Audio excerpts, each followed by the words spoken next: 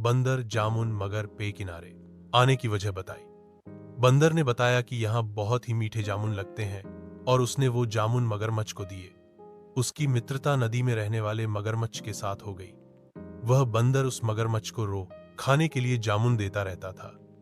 एक दिन उस मगरमच्छ ने कुछ जामुन अपनी पत्नी को भी खिलाए।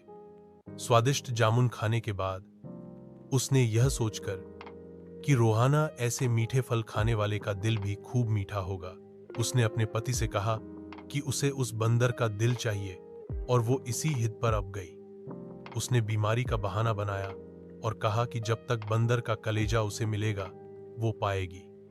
पत्नी की हिद से मजबूर हुए मगरमच्छ ने एक चाल चली और बंदर से कहा कि उसकी भाभी उसे मिलना चाहती है। बंदर ने कहा कि वो भला नदी में कैसे जाएगा।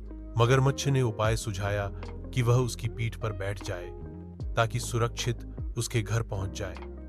बंदर भी अपने मित्र की बात का भरोसा कर पे से नदी में कूदा और उसकी पीठ पर सवार हो गया। जब वे नदी के बीचों बीच पहुंचे, मगरमच्छ ने सोचा कि अब बंदर को सही बात बताने में कोई हानि नहीं और उसने भेद खोल दिया कि उसकी पत्नी उसका दिल खाना चाहती है। बंदर का दिल टूट गया। उसको धक्का तो लगा, लेकिन उसने अपना धैर्य नहीं खोया। बंदर तपाक से बोला, ओह मेरे मित्र, तुमने यह बात मुझे पहले क्यों नहीं बताई, क्योंकि मैंने तो अपना दिल जामुन के पे में संभाल कर रखा है।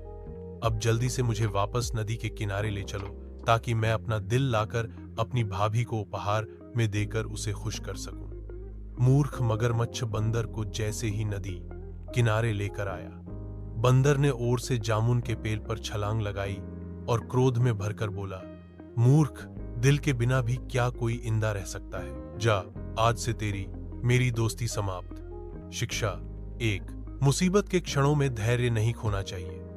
2, अनजान से दोस्ती सोच समझकर करनी चाहिए। 3, मित्रता का सदैव सम्मान करें।